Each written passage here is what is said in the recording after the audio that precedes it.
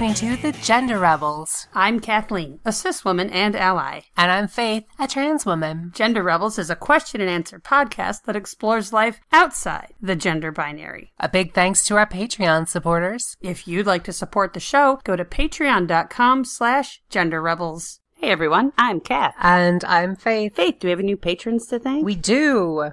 We've got our wonderful new patrons, Kelly S. Kelly, thank you. And I also want to thank Chad D. Kelly, Chad, y'all are awesome, and You so are the rest of our rock. patrons. Yeah.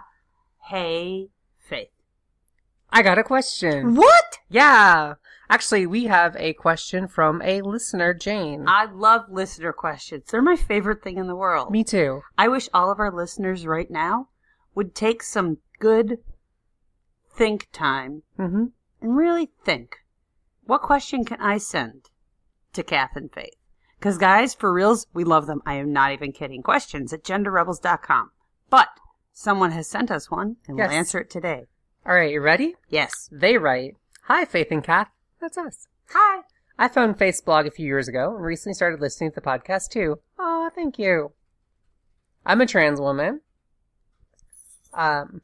I don't know why, but for some reason I thought the two of you got together after Faith's transition. But in a podcast, you mentioned that Kath found Faith's transgender bookmarks. So here's my question, and it really is for Kath. How did finding out Faith is transgender affect you? I think in many ways, you have transitioned too. How has your transition gone? Keep rebelling, Jane. Jane, thank you. Wow, thank you. It's a Kath episode. I took the mic away from Faith. No, we got to do it together. So it's a good question. Yeah. And you are not me, but you have been a keen observer of this whole process all along. So it is like a Kath question, but I will want to get a read from you because like there's stuff that was my idea. Like this podcast was my idea. Going to Philadelphia for the conference was my idea. Like at some point, you're way better at being a part of the trans community than I am. Well, I'm pushy and bossy. Why do you keep me around? Because you're awesome and you kept with me after transition. But that's like a weird low bar to set. That is true. For a relationship. Sometimes I will actually, in feeling something, or I'll put on a really pretty outfit or something, and I'll be like, "Thank you so much for staying with me through this whole crazy journey." That's usually how I phrase it. And you say, "Oh my God." What do you say? Raise the bar for what it takes to be a good girlfriend. How about not kicking me out of the house and making me homeless because I'm actually female? How about that being like the bottom of the scale? Yeah. And everything goes up from there.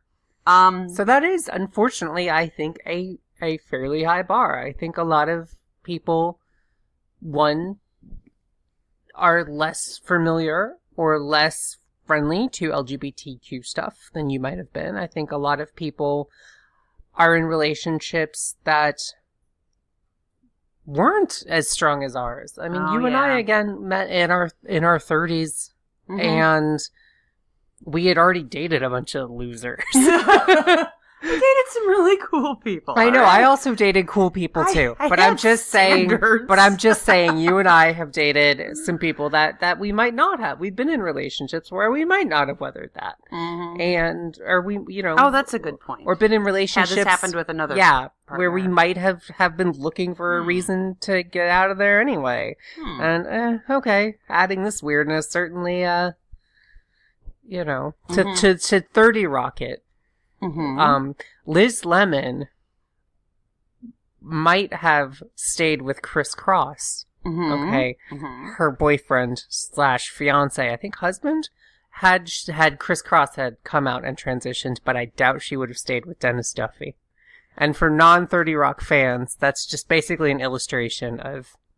She stayed with the awesome person, but she wouldn't have stayed with the shitty person. Buffy would have stayed with Angel, had Angel transition, but she would have not stayed with Riley.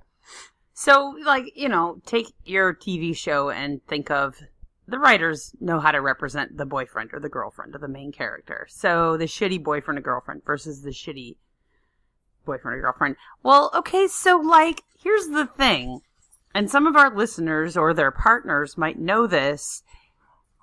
Your partner says, I'm trans, and you say, I'm leaving. That's shitty, right? So, like... I don't necessarily think that's shitty.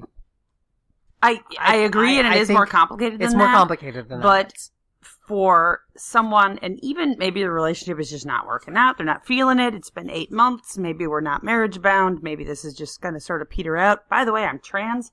Then you're in sort of a weird situation where it's like, well, forevermore, if I leave this relationship, it will be said, or at least thought, by Kevin/Bethany, that I did it because they're trans. And that's not why. I did it because they commit armed robbery at least once a month. Yeah. But it depends on the timing, right? If you leave after they say they're trans, then Bethany in prison is going to be like, this bitch left me because I was trans. Yeah. And I think also every relationship is different. People are unique. And so every relationship is kind of unique. And so it's hard to say that there is a standard. I think the way our culture is set up, being trans is certainly not the norm. No, it's playing on the hard level, definitely. It is. And I think it's something that a lot of people don't encounter in their regular lives. Yeah, it's not common. And so a partner could come at that with like, I don't really understand this. Mm-hmm. It's already kind of got this patina of weirdness, or this, not patina, what's the word I'm looking for? Yeah, whatever. Scrim of a dash of weirdness attached to it. I don't think it should be attached to it, but it does. Yeah. And although that weirdness earns us fabulousness. So exactly. I don't know, maybe it does. But it's different. It's definitely different, and I think humans kind of distrust different. Yes. That is something I think universal to humans. And so if you're not familiar with it and it's different and weird and you're kind of like, you don't understand it, I could see that being something that could end a relationship. And I think that hopefully that'll change as more people get more comfortable with this. Mm-hmm. Mm-hmm. No, I feel like that's one of those asymptotes out there. As people talk more about trans things, as more people come forward as trans, as more cool Hollywood people or political people or military people are like, I was a Navy SEAL and now I'm a woman. And like, as that becomes more common and more accepted, then little by little, this stigma is going to go away. It is. Yeah. Eventually. Like, duh. If you think about human society and centuries, like, duh, this is going to be a non-issue at some point. I look forward to that day. I don't think I will see it. I don't think I will be alive for it. No, but we fight for it. And all that matters, at least within our lifetime, is that asymptote is approaching 0. Yeah. So, link down below to what an asymptote is in case you don't know. I'm sorry, that was shitty. So little by little, that's going to get better, and little by little, that's going to become less of a factor in the end of relationships. It'll never be 0, but it'll be less. I also think related to that is, as being trans becomes more and more normal, I think you'll see people coming out younger and younger. And quite frankly, if you're coming out trans at 19, the relationships you've had at 19 are not generally long lasting. With a handful of exceptions. Chances are that, the more accepting people are, the more people know about this, the more normal this is, the more people aren't going to wait until they're 55 and have had 3 kids and 20 years of marriage to make this decision. You're absolutely right. I think that's going to be less and less. I think that's the case with gay people too, which again isn't 0, but I believe is less. It's like if you come out when you're 20 as opposed to when you're 50, you haven't made life choices, you haven't made commitments, you don't have a mortgage, and that is overall a good thing. You don't start a marriage, a heterosexual marriage in this example, based on, sorry, but, a lie. You don't do that. But when we say lie, though, it should be a lot of the times we are lying to ourselves. Yeah, and it's not necessarily deceptive. And it's the result of culture and pressure. Yes. And I don't blame anyone for lying to keep themselves safe. I've done it 100 times and I'll do it 100 more. But this is a big one and it does affect another person and your potential future kids if that's the thing you do. So yes, hopefully, gradually, eventually, slowly, this is going to be less and less. I'm sure there are still gay people marrying straight people and thinking, I'm fine, this will work, Yeah. I can manage, I can do it, I'm fine, because I can't be gay. Like, that's still happening. I'm sure that's still happening. It's still happening in the States, it's still happening in cultures where you actually can't be gay. It's so tricky as an LGBTQ person, is like, to just get to that point where you accept yourself is so difficult, because there's every reason not to. And literally every reason. All of the reasons. Yeah. And so people can go decades of their life knowing this in their heart. I knew this in my heart. I knew this. I knew it. But I waited until my mid-30s to come out because every reason. Literally. And that was, to me, one of my biggest fears about coming out to you, was that you would see this as something deceptive that I hid from you, that I concealed, which I did. Yeah. But it was out of fear of you leaving me. It was out of shame. I was raised in a very conservative, very Christian, evangelical, Republican kind of military. South. The exact worst possible way you could do this. You could have been a minority. Then it would have been worse. And I could have been handicapped. Yes, it could have been. Yes, and poorer than you were. Yeah. So okay, the point is, I carried with me so much residual shame about this, that coming out just was so hard, because I thought everyone will reject me, because they should reject me, because this is wrong. This is wrong and bad. Yeah. This is a psychiatric condition. Yeah. So we met when I was presenting male at that point. Yes. I was skinnier back then. And now I got you in your post-smoking years. Yeah, I'd put on a little weight. You weren't like smoking. Skinny. You were. I was skinny when I was not smoking. I mean, You were smoking. When I was smoking, I was skinny, and then when I quit smoking, I literally put on like 25 pounds that I have. You basically just did a cigarette commercial. You literally advertised for tobacco on our podcast. Also, I can breathe in deeply now that I've not smoked cigarettes. So, how many thousands of dollars have you saved? A lot. Yeah. I mean, yeah, a lot. I'm not gonna do the math. She's running the numbers. No, she's not. Don't smoke, please. Don't ever smoke. Like, of all the scientific it doesn't even get you high, for God's sake. It does, though. I mean, it gets you it gets you a little buzzed at the beginning, but that goes away quickly. Gives you energy, and it kills your appetite, right? Yeah, but it's don't smoke. Don't smoke. And if you are gonna smoke Gender Rebels brand cigarettes. Extra tar, laced with hormones. Yes. All right. Don't smoke. All right, I'm gonna talk about me. Okay. What was Jane's question? How did finding out Faith is transgender affect you?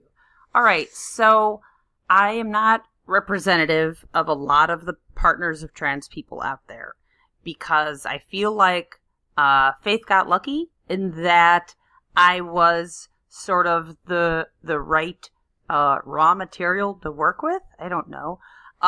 Like you know how a stone carver? Yes. Can have marble or sandstone or granite or something like that, and they all have their own characteristics. Yes. So you found a girl who has a gay sibling she adores, who has attended a bunch of pride parades, who loved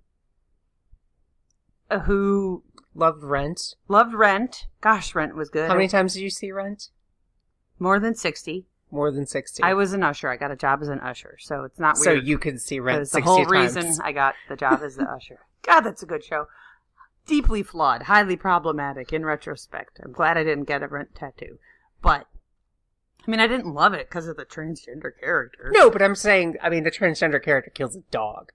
So. Yes. Yeah. But anyway, the point being. Yeah. Point being. So I didn't have any I wasn't particularly religious. I had a relatively healthy understanding and appreciation of relationships. Like, I came into this without a lot of the complications that could exist for the partner of the trans person. Yeah. What man and wife means, what Jesus would want, what your family expects, what, just by the course of your life, not having knowledge about sociology or feminism or things like that. Like, I was equipped, I guess, and you picked a good one. I'm glad. Like, just, I'm standing back objectively. Like, you nailed it, babe. Good. Excellent. I'm happy. So to answer your question, Jane, like, and this, I've gotten similar questions before. Whenever Faith would tell anyone, come out to someone, or we're in the middle of a conversation, or we've been in a couple other podcasts, and including podcasts of couples who have stayed together throughout another partner's transition. But in every case, there's those basic questions for Faith of when did you know, and when did you decide to come out, and what's that process been like, and family and job, and blah, blah, blah. And then immediately, after that first handful of questions, if I'm in the room, they turn to me. Yeah. And I wonder if they're hoping for some kind of Jerry Springer, I was shocked and horrified and disgusted, and I kicked her out on the street for a month, and I set fire to our home, and I murdered our kitchen. I don't know. Like, I feel like... Kitchen murderer? I'm picturing a carving knife stabbed into a bag of flour, which is a very violent image. Okay, yeah, I know it is. That could be that could be a very threatening act. And the poof. Yes. The powder when you stab it. And then you light that powder on fire because that aerated flour is just, that's a bomb waiting to happen. It's solid. We don't recommend you do that. Also, don't do that. Don't smoke cigarettes, and don't put flour in the air and light it on fire. Just keep flame and spark away from silos of grain. Like, in general, I really want that to be, can we make, like, rules for living by the gender rebels? Here's the thing. Start with a silo of grain. Because as a podcast, we've been wanting to discuss rules for living. Silo safety. Just a little more heavily. And I think we've touched upon it here and there, but this is since the conversation came so naturally around to it. Guys, practice silo safety. It's so important. Okay? Yeah. PSS. That's what we say. Practice. Hashtag PSS. Practice. Unless that's a horrible hashtag. Safety. Yeah. Oh, God, what if it's like a white power? Oh, I hope not. Don't practice white power, though. That's rule number 2. Yeah, but rule number 1 is practice silo safety. Yes. And that's a 2-part rule, but it's basically keep flames and sparks away from silos, but also don't fall into the silo. I know what you think. It's full of rice. It'll hold me up. It won't. You will suffocate in rice. Yeah. And I don't want that to happen to any of you. No, I don't. So, I didn't murder the kitchen. Okay. I didn't kick you out on the street. You did not throw a chair at me a la Jerry Springer. I didn't throw a chair at you. I didn't feel anything bad. Yeah. Which is why I think I'm not representative. I didn't feel like I was losing male you. I didn't feel like you lied to me exactly, because I get what's involved. Yeah. I mean, you dealt with your brother coming out. Yeah. I never thought he lied to me. I thought he came out when he was ready, you know? And so, like, I guess I don't blame you for anything. When did you first see me girled up? I mean, I don't have the date down. Did I show you a picture? No. No, I didn't show you a picture? Into the house and I cried, but only because my tear ducts are weird. Okay. So what did you think when you first saw me? You were pretty. Okay. I think I had gone out with a friend of ours in the neighborhood for drinks, and then I came home. You stood in the foyer where I couldn't hear you, and you said, "Ready?" And I said, "I'm ready." And then you came in and you looked very, very pretty. Okay. I don't remember what I was wearing or anything like that. I'm sure there was some black in it. Yeah. So I would say the biggest concern early in the process was you getting to feel comfortable. Okay. Around me. I feel like you might have been handling me with kid gloves. I was when I first came out to you, I remember the idea of you seeing me present kind of scared me. Because as soon as it was quote unquote real, yeah, then all the bad stuff would or happen. that you might think I was ridiculous or you know, hideous.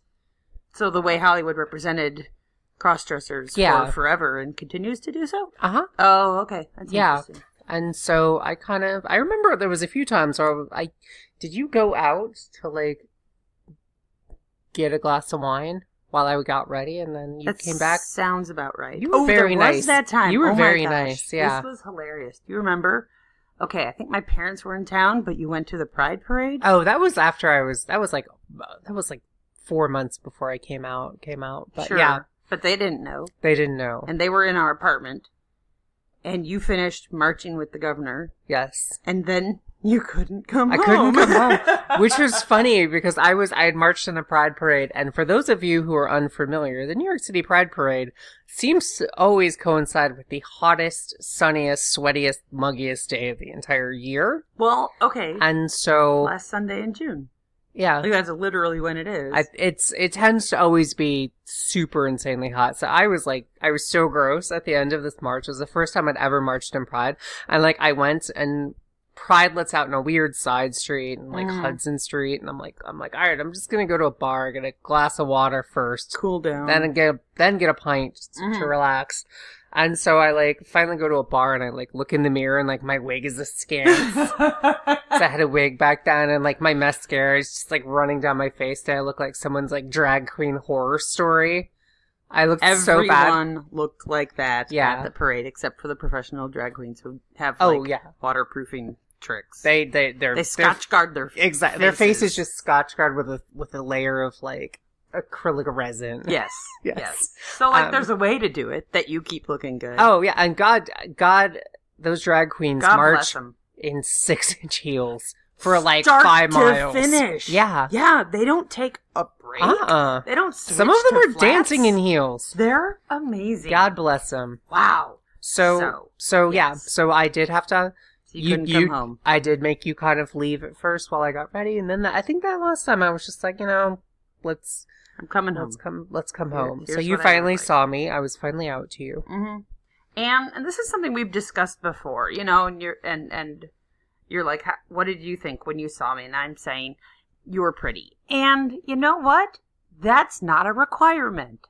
We have plenty of happy, successful trans friends who don't, quote unquote, pass perfectly. And that's okay. I have read many a trans person who says, I'd rather be a woman who doesn't pass than a guy who is lying to myself and everyone. Also, I don't pass perfectly. So I'm not sure if you're right about that. I am absolutely right about that. Okay. I'm the one who, remember, I'm the one who's like me? The lived experience. Sure. Yeah. So.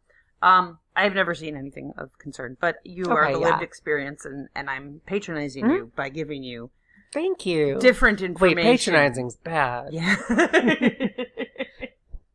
Which they're always like, patronize that storekeeper. And I'm like, but why? I just want to buy flowers, not insult them. Someone told me the other day that I was patronizing.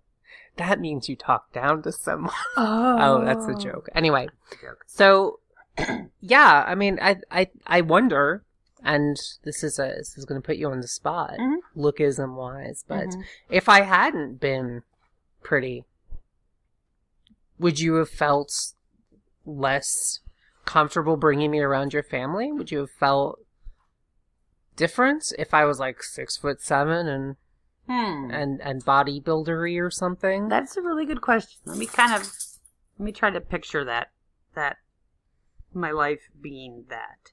You absolutely not passing.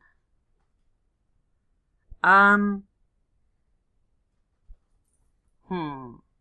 it have been harder? It's harder, definitely. But I'm trying to think. Yeah. Like, I went into that with, I love my folks. I love you, and a discussion. Yeah. I feel like it would have been, to the extent that you are beautiful and you pass and you've been getting better and better and, you switch from wigs and you've got your real hair and all that, like, I feel that has made it easier for them. That's one thing that I don't know if that's true. Done myself consciously of like, if I'm going to meet your family or extended family or to something with work, I will definitely put in a fuck ton of effort because I feel like that makes me be taken more seriously. It matters and it shouldn't, but it does. That may be a society-wide problem with how we view women, but anywho, that's... Yes. So, I mean, it's one of those tricky things, so I hate to put you on the spot, so I won't, but... Oh, no, it's okay. I would not have felt any differently if you didn't pass. All I would see is this awesome person who I love, who is happier now.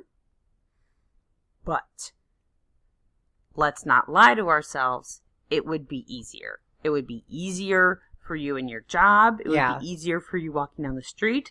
It would be easier for you with our friends and with our family if you are beautiful, if you pass. Yeah. It shouldn't be, but it is. That's exactly it. It shouldn't be, but it is. And it really shouldn't be. It shouldn't be easier for attractive people to coast through life, but it is. It is. It shouldn't be easier for white people. It shouldn't be easier for tall people. It shouldn't be easier for rich people. But right now, that is how it is. We are working to make that less of the case, but that's the case right now. So I do worry sometimes about my family. I do want to minimize the burden on my family. So for that reason, and that reason alone, I'm happy that you're pretty and you pass and you're passing more and more and more. And, there are plenty of trans people out there who aren't going to medically transition, who aren't going to get any surgeries, who aren't going to get painful, expensive hair removal processes on their face. And for those of you who are listening, good for you. God bless. Be you. The rest of the world can go fuck themselves. That being said, since the question is about me and my experience of your transition, it has made it easier. And it's not fair that makes it easier. Okay. Because some people have a harder time passing. But this has made it easier.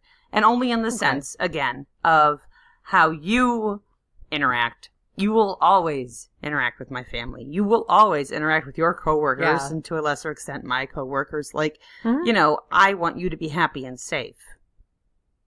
You are happier and safer if you pass. Yeah. And that matters to me. Okay. And I wish that passing wasn't part of it. But it is. Yeah. How has your transition gone? My transition, you guys...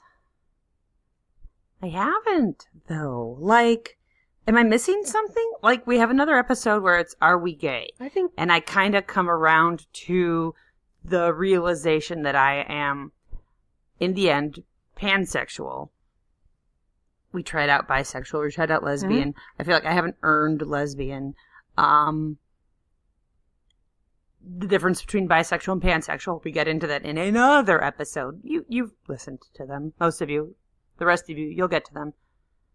So that's been the big change for me. Yeah. Is I went from straight identifying to pansexual identifying. I have literally told no one in the world that I am pansexual except for you, our dear listeners. I don't tell work people. I don't tell my family. I don't think I've even told friends of ours. Like...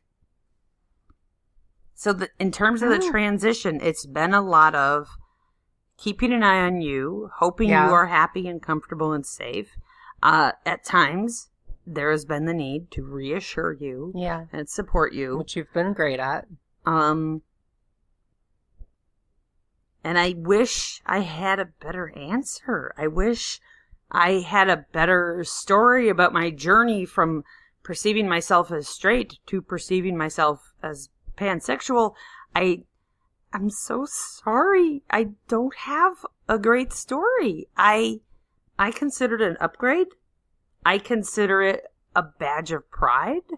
I again, like I say in the Are We Gay episode, I never had to experience what a lot of gay people had to experience growing up. Yeah. I didn't get teased in high school. I didn't have to grit my teeth and ask some guy to prom. I just didn't go to prom. Like I didn't have to grapple with this and am I weird or wrong or crazy? Like I never went through that. And then the person I love turns out to be female and I get this auto power up, which is awesome to me. And I know that there are people in the opposite position, people who have struggled with their sexuality and through lots of thought and work and prayer and reading were like, I am a lesbian. Mom, Dad, I really am. This is really who I am. Yay, who I am. And then their female partner sits them down and says, I'm actually a guy. Yeah.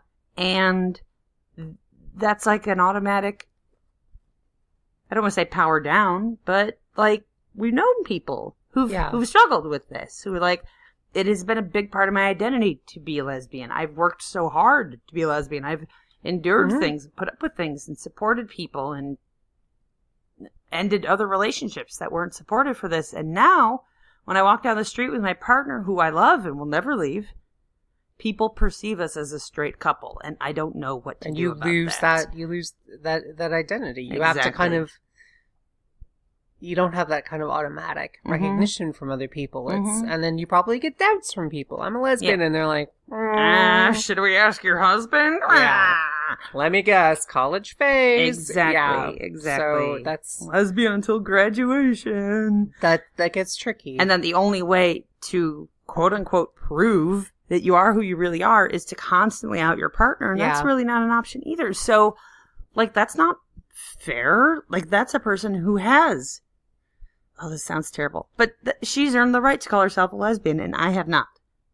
If that makes sense. I think that makes sense. I mean, I think you have gone through definitely some adjustment. I think you've adjusted so well that you're like, it's nothing. Except I got to do that adjustment while I was a grown-up, out of the house, out of school, with resources, with choice of who I hang out with. Like, the amount of power you have as a woman in her 40s is so different from the amount of power you have as a girl when she's 14. Yeah, oh, definitely. It's laughable. It's a joke. This is why I feel guilty ever saying lesbian. Oh, this is my wife. Well, you don't have to say lesbian.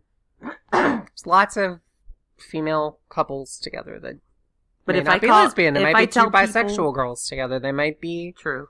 Two pansexual. Two pansexual girls. They might both be trans. They might both be ace, you know? It's But when I say my wife, the assumption is I'm a lesbian. Well, which I love and is awesome and is wonderful, but I still feel like I haven't earned it. Well, gay girls out there, I would love to hear from you. What the fuck? What am I? What do I get to say? What have you been through? I think saying you're pan, I mean, gets you, Obviously, we would love to hear other people's opinions on the subject. Totally, 100%. And we would love to hear from other partners. If you stayed through the relationship, if you're just friends now, if you're co-parents, whatever state you are in, for our non-trans listeners, what's your deal? What was your journey? What was your experience? Because I feel like I had a lot of breaks. Yeah. Right from the start. You know, we didn't deal with this when we were starving in college. We dealt with this now. Yeah. We didn't deal with this in the 60s where we'd get... That's true. What would they do to us in the 60s? We would psychiatric institution. We would go to one of those weekends upstate where the guys could present female, like at the hotel. Oh, the cross-dressing weekends. Yeah. We would do that. There was a play about that. I thought was would be interesting. But there's a scene in Transparent about that. Oh, okay. An episode or so. Yeah, we would do that. Mm-hmm. And you would never really be fulfilled, and I would not quite get it ever, because there wouldn't be the kind of communication and support and literature and world that there is now. There wouldn't be the podcast that you started. There wouldn't be podcasts. Yes. Or this podcast. Mm-hmm. So I'm glad we're in the 90s or whatever, whenever we are. I haven't checked the calendar in a while. I love the 90s. I don't look at the email. I do read the news, but I carefully cover the date because that's just depressing. Headlines are Only bad God enough. can decide what year it is. Throw it to Jesus. That's what I say.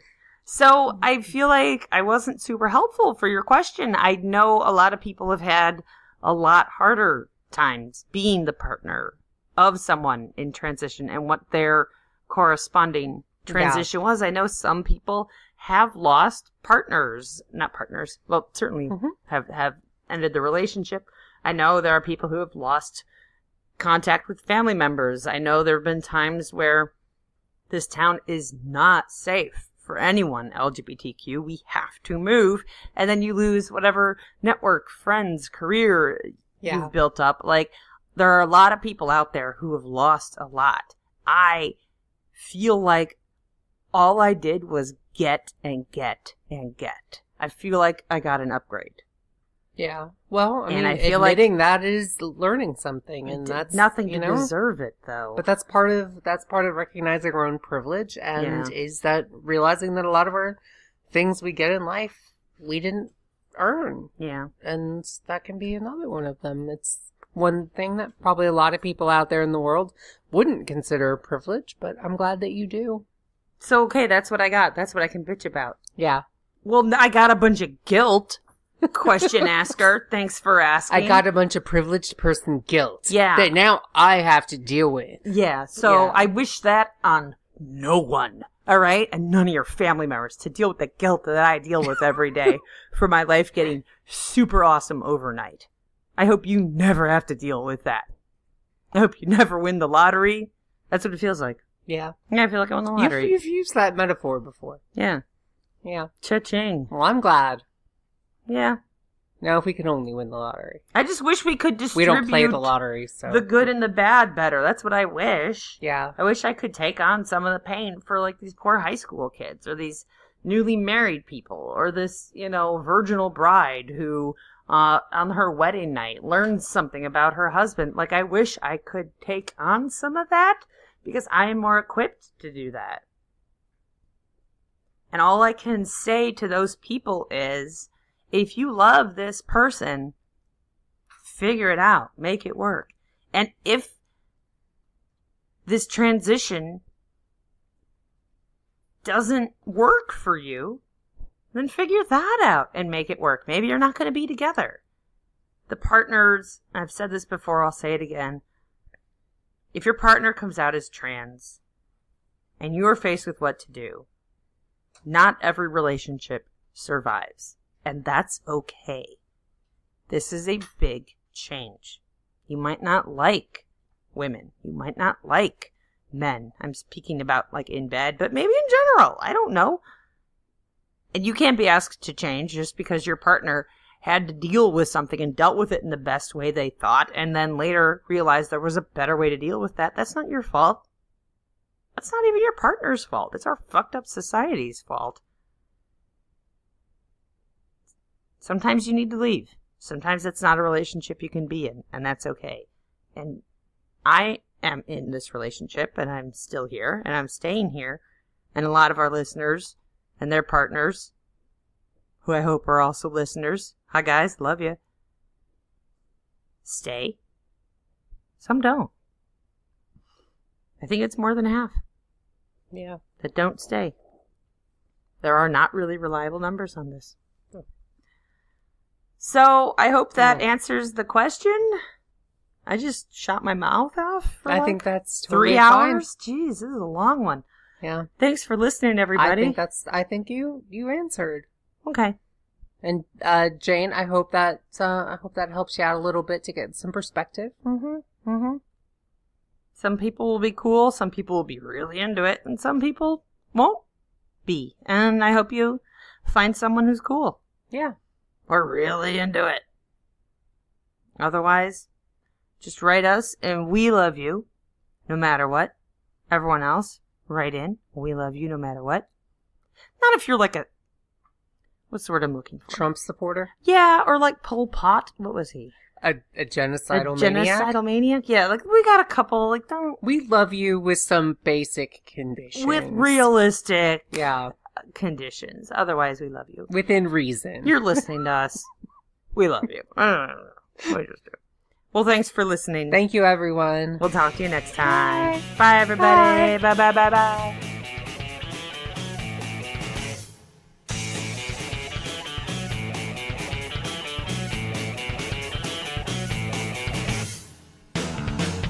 If you've enjoyed this episode and want to help us keep making more great content, go to patreon.com/genderrebels. We have many different levels of support and lots of great rewards, including drinks with the Gender Rebels at Stonewall.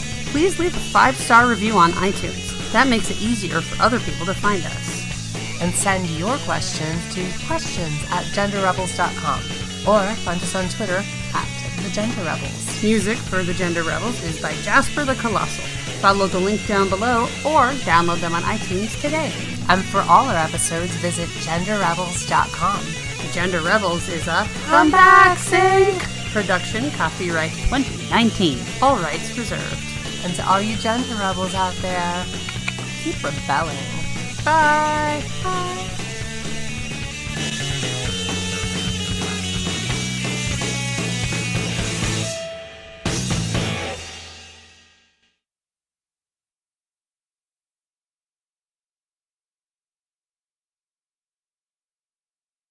All right, you ready? Yes. They write, "Hi, Faith and Kath." That's us. Hi. I found Faith's blog, faithtobrooke.com, a few years ago, and I recently started listening to the podcast too. I'm a trans woman who's not transitioning. There are a lot of reasons to not well, I don't really need to read all of this. Well, I'm kind of interested. What are the reasons to not transition? Like, that'll be a separate episode unless that's the question. No, I was just not going to read their whole question. Sorry, I'm not. We're going to edit this. You're the worst. Sorry. I love you. Okay. Blah, blah, blah, blah. Okay. I found Faith's blog a few years ago, faithtobrooke.com, and I recently started listening to the podcast too. I'm a trans woman who's not transitioning. There are a lot of reasons to not transition, but I think I found Faith's... Like, I thought you were the worst before. But you just got worse. Sorry. I love you. I love you. I found Faith's blog. faithtobrooke.com. Can we start over? Yeah, whatever. Okay. Hi, Faith and Kath. I found Faith's blog a few years ago and recently started listening to the podcast too. Oh, thank you.